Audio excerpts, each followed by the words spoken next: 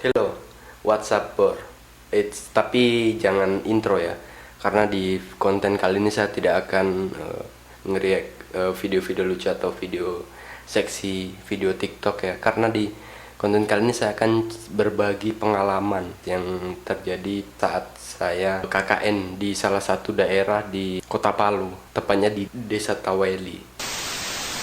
Saat itu saya masih kuliah ya, masih mengambil gelar S1 saya. Saya itu pas KKN di itu tempatnya itu sangat sangat sangat bilang strategis ya. Iya, bilang tidak ya. Sebenarnya masih di daerah di perkotaan ya, masih termasuk daerah ramai, tapi dia di daerah pesisir pantai. Kita pas turun KKN itu setelah terjadinya bencana gempa bumi, likuifaksi dan tsunami yang terjadi di Kota Palu itu ya, itu pada tahun 2018 itu bulan September kalau tidak salah, September ya. 28 September. Iya, 28 September. Dan itu setelah kejadian itu, setelah bencana itu kita mulai aktif lagi perkuliahan itu di tahun 2019. Itu pas bulan Februari kalau tidak salah itu kita melakukan KKN itu di salah satu daerah, masih termasuk daerah ramai sih sebenarnya, cuma kita KKN-nya itu di daerah pesisir pantai yang notabene-nya itu bekas tsunami. Itu jadi posko itu sebelum pas kita pembekalan itu ya, kita kan tuh sudah diturunkan di posko masing-masing. Jadi kita dikasih pilihan, mau di tenda pengungsian tempat tinggalnya atau di rumah itu, dan rumah itu rumah dari Pak RT. Nah, kemudian dari saya dan teman-teman juga itu memilih tinggal di rumah itu, karena kalau kita tinggal 1 bulan di tenda pengungsian ya bagaimana, kan ini kan belum lagi nanti tidurnya, baru belum lagi mandinya, baru kalau ganti pakaian bagaimana. Jadi saya dan teman-teman saya putuskan untuk tinggal di rumah Pak RT tersebut. Itu tenda dengan rumah Pak RT itu agak jauh. Kalau tenda itu masih di atas ya. Kalau ibarat itu masih jauh, agak jauh lah dari pantai, dari pesisir pantai. Namun kalau di rumah Pak RT itu dia pas di pesisir pantai. Itu seingat saya, itu hanya rumah Pak RT tersebut yang tidak hancur lah, ibarat tidak terlalu terkena dampak dari tsunami tersebut. Depan rumah Pak RT itu sudah habis. Kalau kita duduk di depan rumah Pak RT tersebut, kita akan melihat pantai, memang bibir pantai asli. Jadi rumah bangunan dan sekitarnya itu di depan rumah Pak RT tersebut itu sudah rata, dan juga rumah di samping-samping Pak RT itu sudah rata juga. Jadi yang sisa itu hanya rumah itu, dan di sampingnya lagi itu ditinggali oleh 2 orang lansia ya, di suami istri tapi sudah lansia. Ada nenek dan kakek itu, dan itu pun hanya tinggal pada saat siang hari. Ketika malam hari mereka akan tinggal di tenda pengungsian.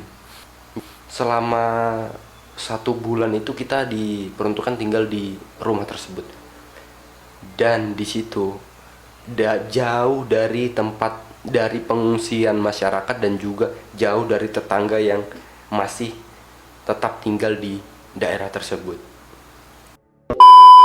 Saat pertama masuk di rumah itu kan kita kan wajib ya, kita cek dulu kamarnya, baru ruangannya, dan pokoknya kita cek dulu lah.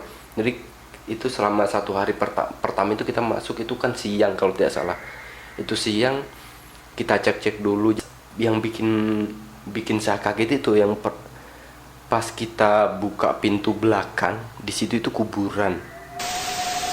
Dan itu bukan kuburan keluarga, bukan, maksudnya kan kalau di daerah Gorontalo, mungkin di daerah lain juga ada ya. Itu kan kalau ada keluarga yang meninggal ya, mungkin kalau keluarga sendiri, keluarga terdekat, anak, ayah atau ibu, bisa juga dimakamkan di belakang rumah atau di depan rumah lah. Itu mungkin cuma 1 atau 2 makam di depan rumah biasanya. Itu yang pernah saya lihat kalau di Gorontalo, di daerah Gorontalo ya.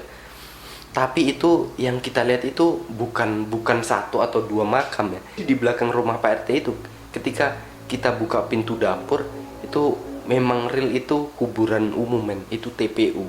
Kemudian hari pertama itu kita bersihkan semua ya, kita bersihkan.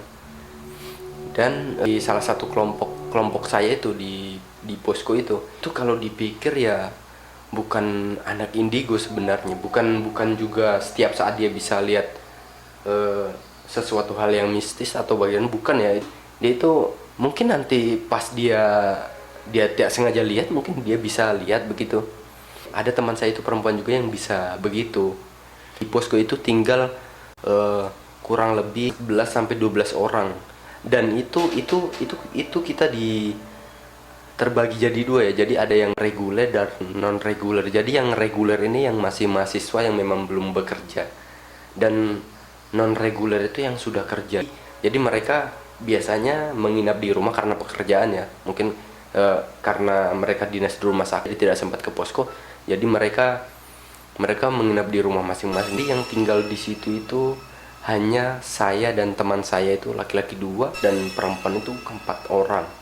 Hari kedua kita mulai turun ke masyarakat itu untuk mendata ya. Dan yang paling anehnya, di setiap kita turun mendata itu selalu ditanya masyarakat, tanya di mana poskonya kalian. Ketika kami jawab di rumah Pak RT tersebut, masyarakat itu langsung bilang, kok kalian berani tinggal di situ? Itu ada apa?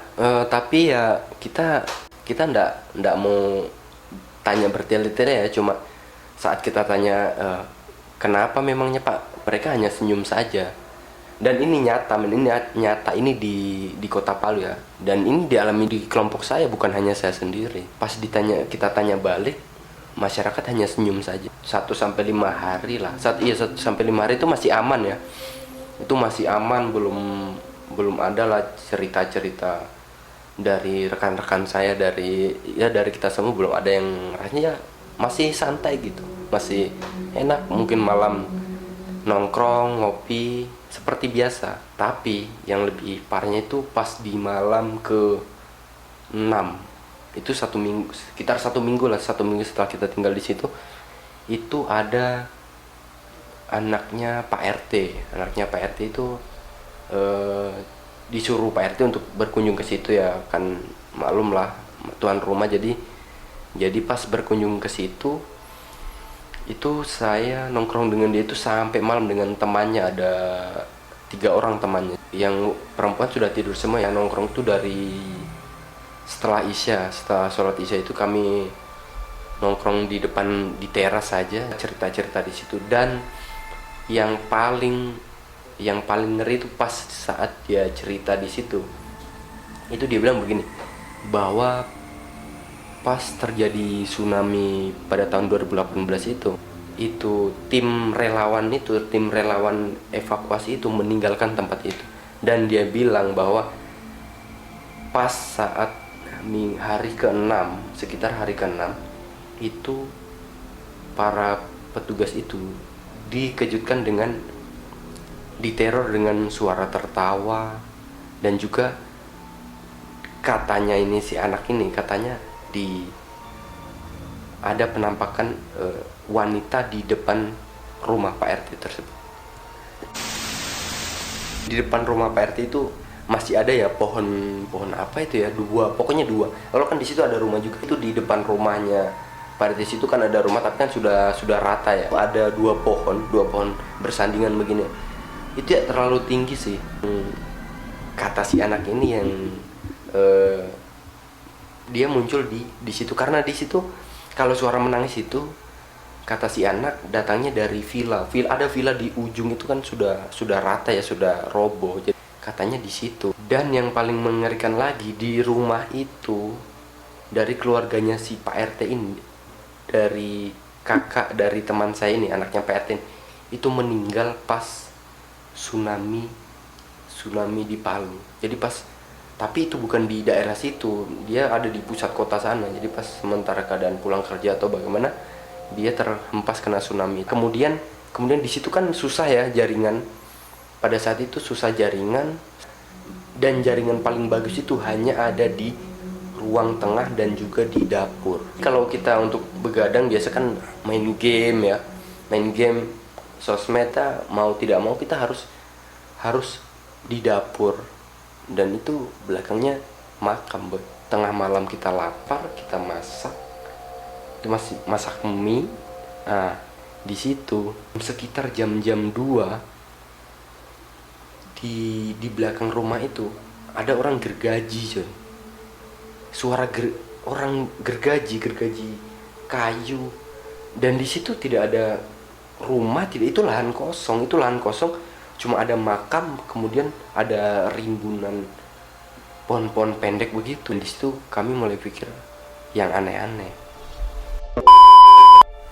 Yang paling ngeri itu coy, itu yang paling ngeri itu pas saat sekitar jam 12 malam ya. Itu kan kita mau tidur ya, habis kerja laporan kita mau tidur, dan itu terdengar suara orang menangis.